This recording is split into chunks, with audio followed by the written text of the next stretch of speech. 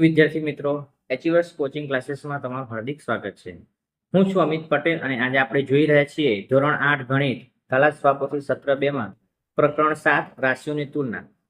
પ્રશ્ન 2 વિશે આપણે ચર્ચા કરીશું. કૌંસમાં આપેલા વિકલ્પોમાંથી સાચો વિકલ્પ પસંદ કરી ખાલી જગ્યા પૂરો.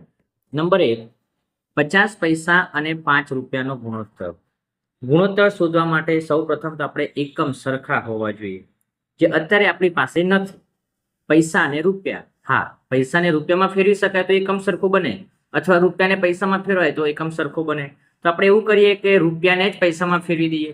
તો 1 રૂપિયો બરાબર 100 પૈસા, તો 5 રૂપિયા બરાબર કેટલા પૈસા થશે? 500 પૈસા થાય. હવે આપણે શોધવો છે ગુણોત્તર.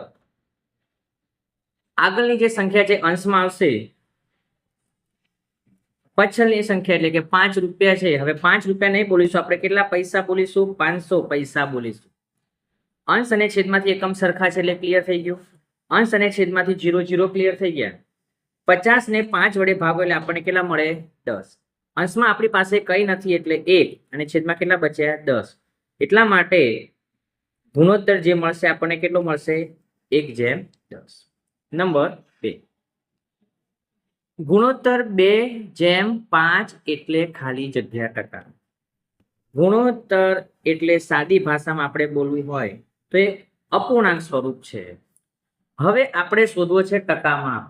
અપૂર્ણાંક સ્વરૂપને ટકામાં ફેરવવા માટે 100 વડે ગુણવા. જેવા આપણે 100 વડે ગુણીએ એટલે આપણે ટકાનું ચિહ્ન મૂકવું પડે. 100 ને 5 વડે ભાગો એટલે આપણને કેટલા મળે? 20. છેદમાં આપણી પાસે એક સિવાય કંઈ જ બચ્યું નથી. અંશ અંશનો ગુણાકાર 2 × 20 એટલે કેટલા થશે? 40%. નંબર 3, 3000 ના 20%. આપણે પ્રશ્ન લખીએ, 3000 ના 20%. 3000 નાની જગ્યાએ ગુણાકારનું ચિહ્ન. 20% છે, આપણે સંખ્યામાં ફેરવવા માટે એટલે કે અપૂર્ણાંકમાં ફેરવવા માટે 100 વડે એને ભાગવા પડે. અંશ અને છેદમાંથી 0 0, આ એક 0 0 નીકળી ગયા. અંશમાં 300 ગુણ્યા 2 એટલે કેટલી થઈ જશે આપણી કિંમત? 3000 ના 20% બરાબર 600. નંબર 4, x ના 15% બરાબર 120 થાય તો x બરાબર કેટલું? તો આપણે લખીએ પ્રશ્ન, x ના 15% બરાબર 120. x નાની જગ્યાએ ગુણાકાર, 15% છે ને અપૂર્ણાંકમાં ફેરવવા માટે 100 વડે ભાગવા પડે, બરાબર 120. x ને એકલો પાડવો હોય તો ગુણાકારમાં જે 15 છે બરાબરની બીજી બાજુ છેદમાં જશે એટલે કે ભાગાકારમાં. છેદમાં 100 છે બરાબરની બીજી બાજુ અંશમાં એટલે કે ગુણાકારમાં જશે. તો આપણે લખીશું 120 ગુણ્યા 100 ના છેદમાં 15.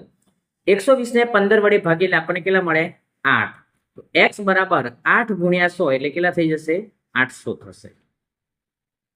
નંબર 5, 4000 ની સાડી ઉપર 12% વળતર મળે છે તો વળતરની રકમ ખાલી જગ્યા રૂપિયા થાય.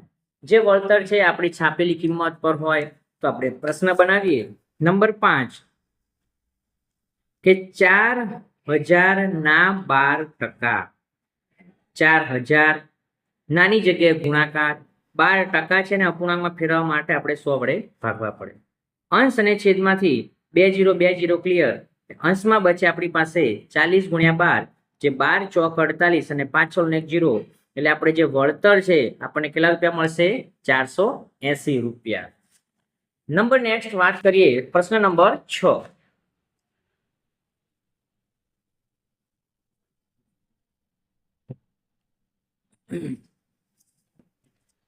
એક સ્વેટરની ખરીદીમાં 8% પ્રમાણે 192 રૂપિયા વળતર મળે છે તો સ્વેટરની છાપેલી કિંમત કેટલી થાય? તો વિદ્યાર્થી મિત્રો ધ્યાન રાખવાનું, જે વળતર છે હંમેશા છાપેલી કિંમત પર હોય અને એ જ છાપેલી કિંમત આપણી પાસે નથી. અને જે વસ્તુ નથી એ જ વસ્તુ આપણને શોધવાની કે છે એટલે સૌ પ્રથમ આપણે એને ધારી લેવાનું. લખીએ આપણે, ધારો કે વસ્તુની છાપેલી કિંમત બરાબર x રૂપિયા. જે 8% છે એ x ના 8% બરાબર કેટલા છે આપણી પાસે? 192 રૂપિયા. નાની જગ્યાએ ગુણાકાર, 8 ના છેદમાં 100 બરાબર 192.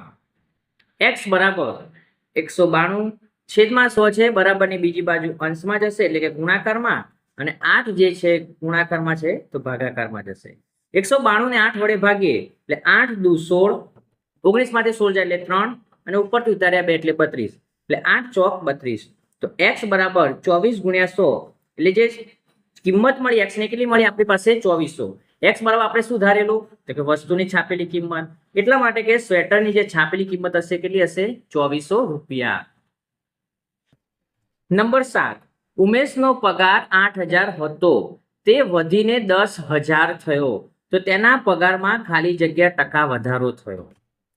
તો આપણે લખીએ પહેલા કેટલા હતા તો કે 8000, 8000 માંથી કેટલા થઈ ગયા એમની પાસે તો કે 10000 થયા. તો આપણે શોધીએ કે ભાઈ પહેલા તો વધારો કેટલાનો થયો તો કે 10000 માંથી 8000 બાદ કરો એટલે આપણને ખબર પડે કે 2000 રૂપિયા વધ્યા. આ જે 2000 રૂપિયા વધ્યા છે એ મૂળ પગાર ની સાપેક્ષે વધેલા છે.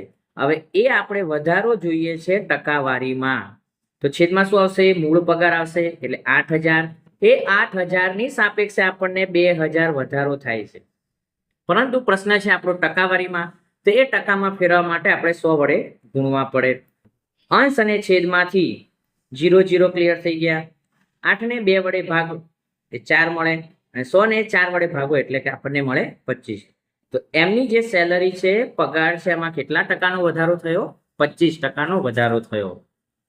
પ્રશ્ન નંબર 8, 4000 નું 12% લેખે 2 વર્ષનું સાદું વ્યાજ.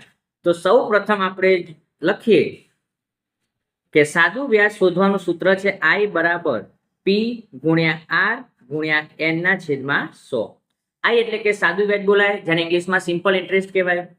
P એટલે પ્રિન્સિપાલ, મુદ્દલ, મૂડી. R એટલે કે રેટ ઓફ ઇન્ટરેસ્ટ, વ્યાજનો દર. અને N એટલે કે નંબર ઓફ ટાઈમ, વર્ષ હોઈ શકે, દિવસો હોઈ શકે, મહિના હોઈ શકે. તો આપણી પાસે P છે 4000, R છે રેટ ઓફ ઇન્ટરેસ્ટ 12%, N છે આપણી પાસે 2 વર્ષ અને છેદમાં 100. અંશ અને છેદમાંથી 2 0 ક્લિયર. તો 40 ગુણ્યા 12 દુ 24, તો 24 ગુણ્યા 4 કરો એટલે 96 થાય અને પાછળના 0. તો સાદું વ્યાજ આપણને કેટલું મળ્યું 960 રૂપિયા. પ્રશ્ન નંબર 9 વિશે આપણે ચર્ચા કરીએ. ગત વર્ષનો વરસાદ 120 મિલીમીટર હતો, તે આ વર્ષે 90 મિલીમીટર પડ્યો, તો વરસાદમાં ખાલી જગ્યાની ઘટ થઈ. પણ ઘટ છે કેવી માંગી છે આપણને ટકાવારીમાં માંગી છે. તો આપણી પાસે પ્રશ્ન છે સૌ પ્રથમ કેટલો મિલીમીટર હતો 120, હવે કેટલો થઈ ગયો 90 થઈ ગયો. તો આપણને શું મળ્યું ઘટાડો મળ્યો. ઘટાડો એટલે 120 માંથી 90 બાદ કરો એટલે કે 30 મિલીમીટરનો વરસાદનો આપણને ઘટાડો થયો. પણ એ ઘટાડો આપણને માંગે છે ટકાવારીમાં. આ 30 મિલીમીટર જે ઘટ્યા એ મૂળ એટલે કે પહેલાની સાપેક્ષે ઘટ્યા છે, એટલે 120 તમારા છેદમાં હશે, 120 ની સાપેક્ષે 30 મિલીમીટર ઘટાડો થયો, પરંતુ ટકામાં માંગે છે એટલે આપણે એને 100 વડે ગુણવા પડશે. અંશ અને છેદમાંથી 0 0 ક્લિયર. 12 ને 3 વડે ભાગો એટલે આપણને કેટલા મળે 4. હવે 100 ને 4 વડે ભાગો એટલે આપણને કેટલા મળે 25. તો જે વરસાદનો ઘટાડો થયો હશે કેટલા ટકા થયો હશે 25% ઘટાડો થયો. નંબર 10,